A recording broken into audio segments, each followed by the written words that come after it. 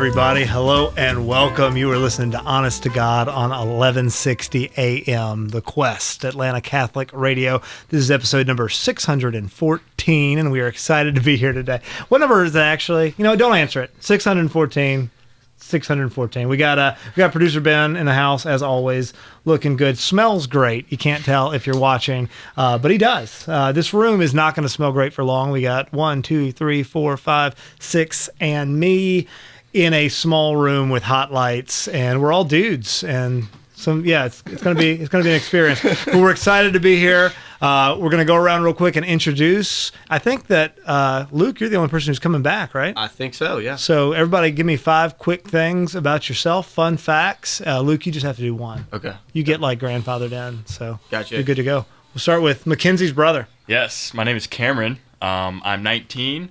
I go to school at Middle Georgia State University. Studying in aviation science and management, and I love frosted mini wheats. That was literally the best, most concise 5 we've ever had. I appreciate it. Good job. Yeah. Is that a bad thing? No, that was really good. That was solid. Cool. It's 5 informational things. I was told fun facts. Oh, no. Fun facts. No, I thought all of those were fun, Cameron. I really appreciated that. I appreciate you. Yeah, all right? I appreciate you. Yeah, man. Yeah. Luke, what you got? I am a diehard Braves fan. That'll be my next. I love the Braves. Are they going to do it again this year? I don't know, man. The Mets are actually scaring me for once. Usually they choke by this point, but I don't know. We'll see. That's awesome. My 10-year-old hit his first homer this season, and it's still all we talk about around the house. That's awesome. That's awesome. Yeah. Yes, sir, Kevin. All right. So, I'm Kevin. I went to the University of Alabama. Roll Tide. One of 8 kids. Was born in Minnesota. Raised here in Georgia. Became a man over in Alabama. And then just started a new job working a warranty gig for a home building company. Awesome. And I'm digging the facial hair combo. I mean, you kind of look like my brother. I like that. That's what I was going for. Yeah, brother. Murphy, what you got? So I'm from Atlanta, Georgia. I go to Franciscan University of Steubenville, where I'm studying marketing. I'm a musician, so I work and get gigs up in Pittsburgh mostly. I also just released an album on Spotify, and I've eaten guinea pig. Nice. Not bad. Those Incas. The Incans like the guinea pig. Don't we down in Peru? I was down in Peru on a mission trip, and I talked my friend into getting it because I didn't want to because it sounded gross. Was it good? No, it's terrible. Okay, great. Cool. It's a great call. I got the alpaca. It was the alpaca. You ate good. the alpaca. I did eat the alpaca. That was delicious. Today's episode is brought to you by Alpaca Meat. Sweet. Find it at your local Peruvian grocery store. And you gotta pitch yourself real quick, Murph. What's the name of the album? Where can we find it? Smoke Dreams, and it's anywhere music is. So YouTube, Spotify, Apple Music, Pandora, you name it. Killer. There. Awesome. Yeah. All right, that's great. So we actually did not schedule this just to pitch Murphy's album.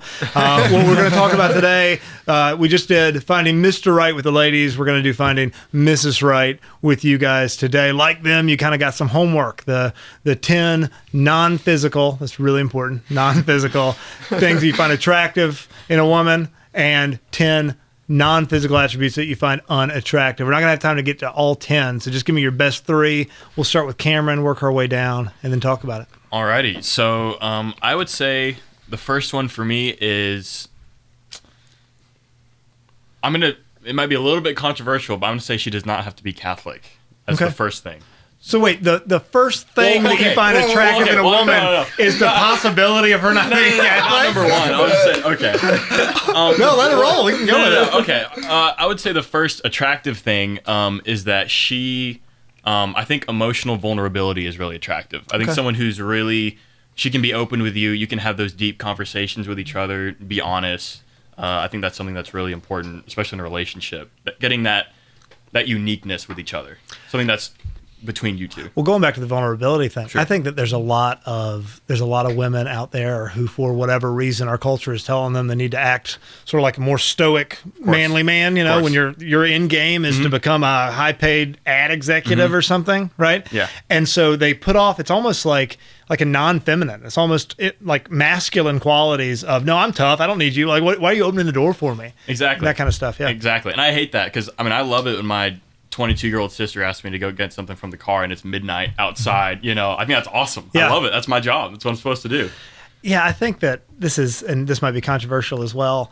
I said this when I was talking to the girls earlier, that I honestly think that every man or every boy, right, from a very young age up through an old man in the nursing home, they want to be a man. Mm-hmm. They want to slay dragons and protect princesses and fight for good and all of that. And I think our world's trying to beat that out of us. So that was awesome. Absolutely. What about you, Luke? Well, I was going to add to what you just said, which is I want to. One thing that's really attractive to me is a girl that has like the same like principles that I have. That that marriage is the end goal. I'm not saying first date like, hey, you want to get married, but sure. I'm saying that like she's dating for marriage in the sense that this is for the long run. Like this is someone who I want to spend the rest of my life with. And if that's not possible, if we're not on the same page with just the basic principles of a good relationship, of what we believe, of how we believe we should raise a family, or even if we should raise a family, like I know that's like pretty basic and fundamental, but like nowadays that's something that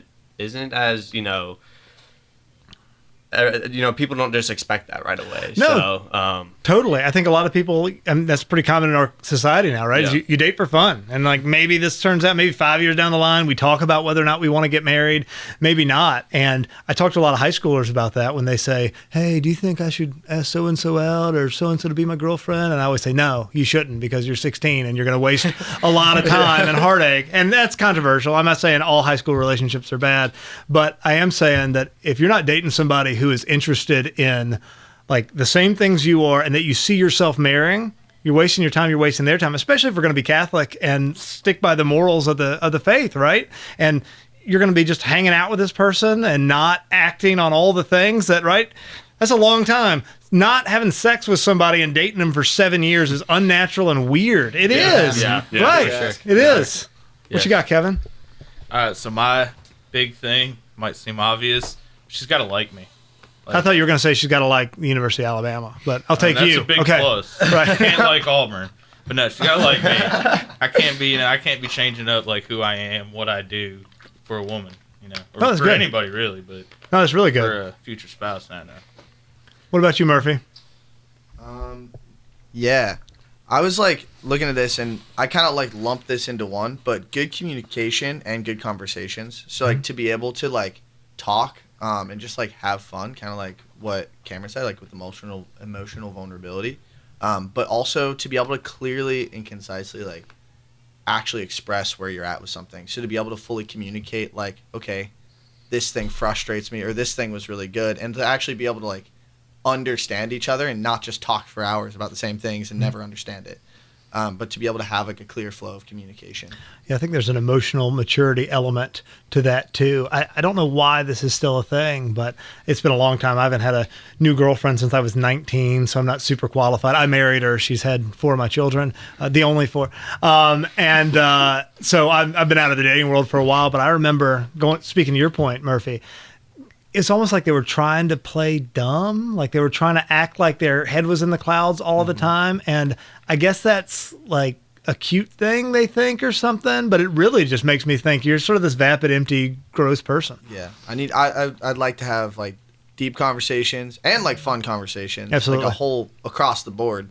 Like I take my dad's line. My dad always says he's the deepest shallow person you'll ever meet.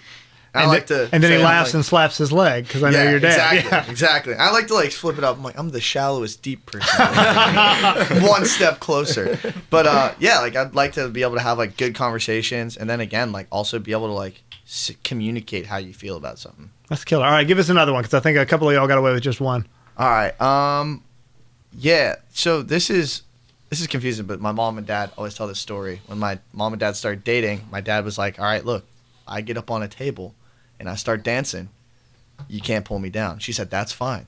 You can't pull me up. That's awesome. So, like, okay. And maybe this goes under communication too, but like being able to like be yourself and not let the other person impede you from being yourself, and to not force the other person to be someone else. I like that. Yeah. If you're dating somebody who you're trying to change. I think girls do this more often than guys do, where they're like, I'm going to save him. Like he's broken. Yeah. I'm going to fix all those wounds and I can do it. And now, especially not when you're a teenager in college, young adult, you got all sorts of your own crap you got to work out. You've got so much stuff messed up in you. The last thing you need to be doing is trying to pull somebody else up, right? You need to, I used this line last time, but I think it's true. All right, this is a great quote. You're running towards God. and you're looking and seeing who's keeping up with you, and you're saying, okay, these are my options. These are the people who are actually here, Big time. and not somebody who needs to pull me out of a pit, or I'm pulling them out of a pit. You got another one, Kevin? Yeah, so a big one for me too is I want a woman that's happy and laid back. Too often you see women that are, or not just women, but people that are just always grumpy, always upset. I can't stand that. Like, I'm a very happy person. Not a whole lot gets me worked up. I want someone who's like that with me. No, absolutely. It's rough when they're not. Can't That's stand killer. it. Okay, good. And you get one more. I think you did two, didn't you, Cameron? I think I did one. You do. All right, we'll go all the way back down the line then. Okay. Luke. So this kind of builds on what Murphy was talking about too. Like I don't want the girl to change me and make me a completely different person.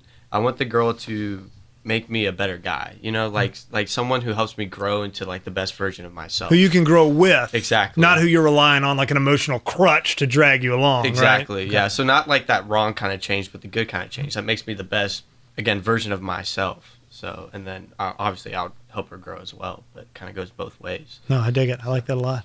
Cameron. So I saw this quote one time, and it said, I don't remember who said it, but it says, if you're not dating for marriage, you're dating for heartbreak. And I think that's absolutely true. So kind of like Luke was saying, but I think what's really attractive is a girl who understands what true love actually is, not, having sex, not doing whatever else that they think, society thinks true love actually is, because there's a lot of misconceptions about that. So I think a girl who really, really knows and desires true love, because you have to desire it too. Well, you left out a leading question. We all need to know the answer now. What is true love, Cameron? Well, so we're told that true love is willing the good of the other. Pay attention, ladies. All right. Yeah, willing the good of the other. But just the little things, loving God, loving Jesus. True love is a pure love, and it's not something that's done through any sort of sin. I know a lot of situations where there's love, but there's also a little bit of sin, but it gets to love, but it takes a little bit of sin to get there. And it's like, everyone sees it like, okay, well, we can tolerate that. It's just a little bit. But even if it takes just that little bit, it's probably not the route you should go. You may get there, you may take a wrong path, and you can still get there, but I think understanding what true love actually is really important, at least from a foundational aspect to form the love from that. No, I love it. I mean, the quote, or not the quote, the definition that I always use is love is willing the good of another for their own sake. Right. Right. And it's self-sacrificial, and it's a lot of times it doesn't mean making you feel good. I say this all the time, and if my wife listens to this show, then I'm sorry, babe, but right, I always love my wife, right? Love is a movement of the will. Of course. Right? I don't always like my wife, just like I don't always like my kids, just like I don't always like my parents or my friends, but I love them because I've made that decision. And I think if someone doesn't understand that, they don't understand that love is not, whatever they saw in that rom-com or something, Totally. but is an actual movement of the will, I don't think there's somebody worth continuing to pursue a relationship with. I totally agree. It's not an emotion. It's a choice. Right. And it's something that you do for the other person, like you're saying. I heard something that if you go into a restaurant and you see a young couple and an old couple, the difference is that young couple is talking as fast as they possibly can, and the older couple is not saying a word to each other. Right. It's not that the older couple doesn't love each other, because they probably love each other more than the younger couple does, because they're just figuring it out. But they already know everything about each other, and even just being in their presence is enough for them to love each other. It's not an emotion. They can just sit there eating dinner and not talk with each other. Emotionally, it doesn't matter. But like you're saying, it's willing the good of the other. That is a way better take than mine that has always just been, they're out of crap to say to each other. They've been doing this for 45 years, and they're just want a moment. Yeah. No, that's really good. Now, one thing that I didn't get to say when I was talking to the girls that I wish I had, but I think is important to go into, and I'd love to hear y'all's thoughts on this. A lot of times, especially in Catholic circles where, people are, they're saving themselves for marriage, they're fighting the good fight, they're struggling against all the crap that's being thrown at us all the time.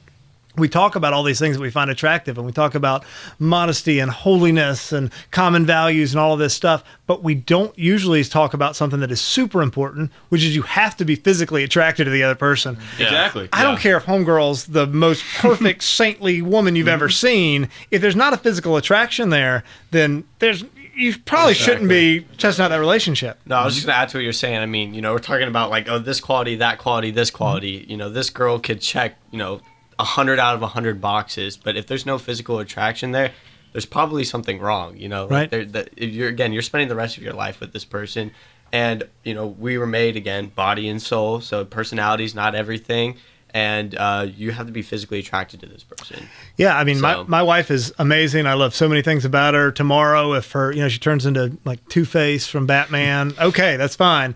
But I would be lying to you if I didn't say when I was 19 years old and saw her working out in the gym for the first time, if I hadn't been like, I'm going to go talk to her right now.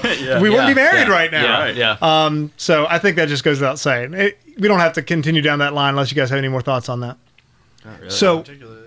So one thing that I'm interested in, and I'm not asking for gossip, I'm not asking for dirt, please no names or anything like that, but I am curious, and we haven't gone over the things that you find unattractive yet, but taking into account the things you wrote that you found attractive, and keeping in mind those things that you find unattractive, the girls in your life, high school, college, post-college, right, in the career world, how have they measured up to the things that you wrote down on your list? What do you think? I've been blessed, honestly. I've met like a really solid group of Catholic girls, and like I'm not dating all of them. We're all just good, solid friends. Not dating all of them. Yeah. So, but yeah, no, I've actually been blessed to know like good Catholic girls that actually check a lot of the stuff on that list. That's awesome. That's a blessing, man. But I've also seen the other side. Like I put myself in the wrong position where I'm like, I know we'll talk about the unattractive stuff later, but I was like, yeah, this is not it. This is not it at all. So I'm glad I've kind of been able to see both sides, kind of see why, those good qualities are actually really important. So. Okay. What you got over there, Murph? He has something to say, I can tell. Thinking. Yeah, so can you repeat the question? I'm curious, right? Thinking about the things that you wrote down for unattractive versus attractive. Mm-hmm. We live in this broken world. We live in 2022 in the United States of America. Where we are right now is sort of suburban, empty, nothingness, culturalist wasteland in a lot of ways. Mm-hmm. How do the women that you have met in your life, high school, college, so on, how have they measured up? Because I'll be honest with you, you guys, and by you guys I mean males in your rough age bracket from our last conversation, y'all need some work, right? Yeah. And we do. I mean, guys, and this is not a young people problem, y'all. People my age, people in their 40s, 50s, 60s, we got a lot of grown boys who never actually become men running around. So I'm curious about it from the other end. And it feels uncomfortable talking about it, but I think it's worth doing. Yeah, like if you're like the girls I've dated in the past, I only have pretty much positive things to say about them. But yeah, please don't trash talk your girlfriends on the show. No, but like in terms of like women who I've just gotten to know and like have considered asking on a date and then like decided not to for various reasons. It's like, yeah, there's definitely a lot of brokenness. There's a lot of issues with, and like this isn't like necessarily on them at all. Sure. This is more on society. But like I'd say a big one is like, and this is like knowing a bunch of good Catholic girls and it's reactionary to the culture, but it's over scrupulosity and not being able to actually just enjoy life a little bit.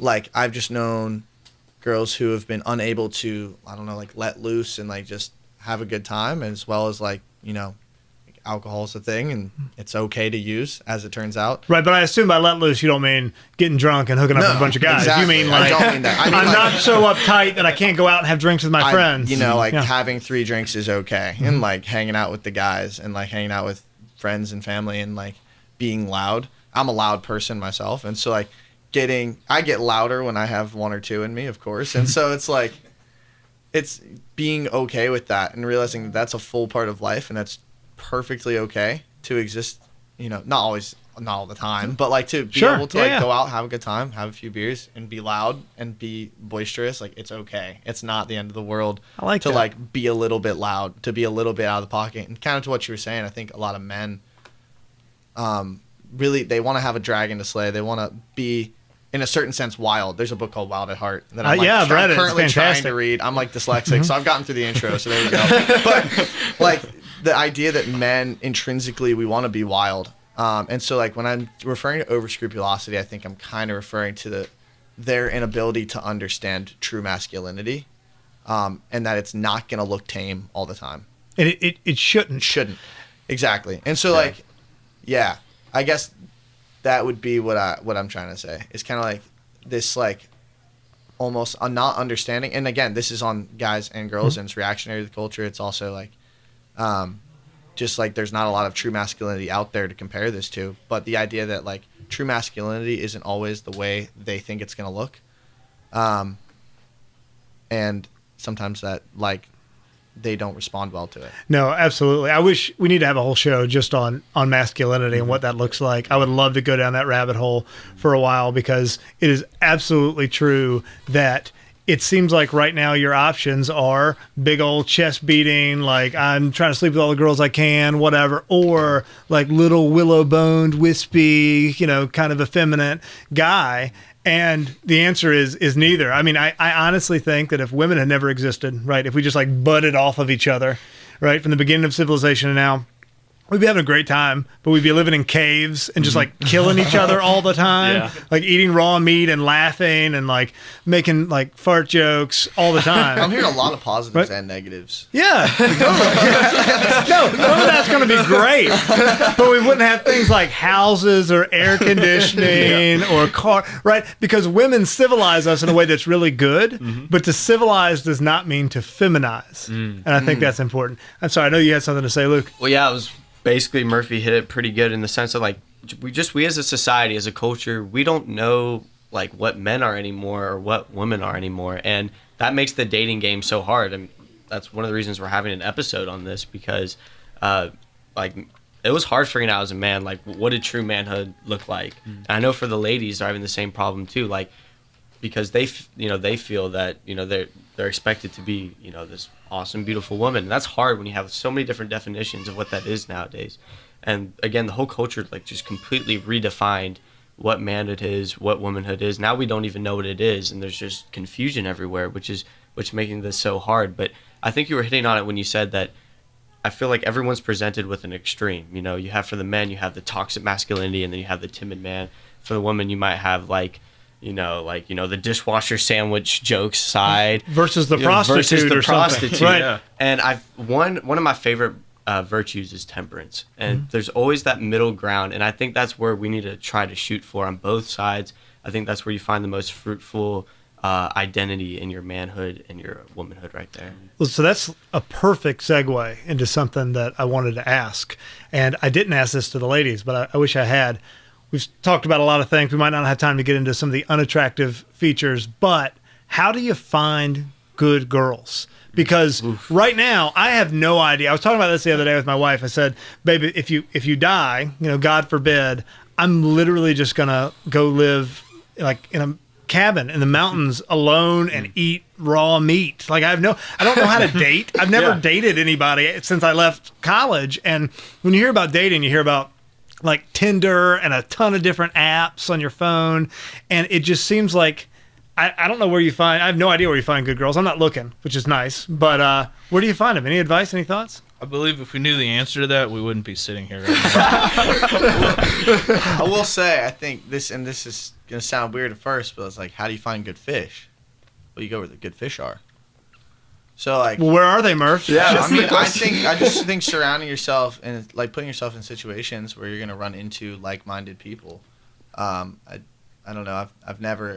I haven't ever been like actively searching for a girlfriend before, or like in as much as like going out and like trying to meet people, for that purpose. But I've been like in situations of like I just got back from a summer camp, Annunciation Heights, and surrounded by a ton of awesome women who check like a ton of the boxes we're talking about. And so it's like, I think if you put yourself, and not to say you should serve at a summer camp or something to like just meet women, that would definitely not be the right way to go about it. Fringe benefit, baby. It's not however, the Lord's going to bless whatever reason you go to do that with. I'm sure he'll break you down and build you back up. But like just putting yourself, and I think honestly, you won't have too much of a problem with that if you make yourself available to the communities that are full of these women.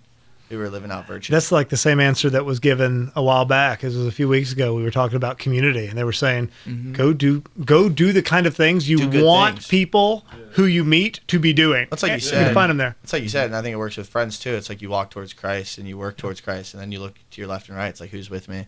That's killer. Yeah. Yeah, so you asked us to make a list of 10 qualities that we found attractive, and while I was writing them, tons of qualities that I think everyone else would agree with. I started thinking, there's no perfect girl, and no one's perfect. So it's almost, in a sense, when you're looking for someone, what imperfections are you willing to live with, and what qualities are you willing to live without? Because you can't get they can't always, they can't be confident and holy and, all the different things all at the same time.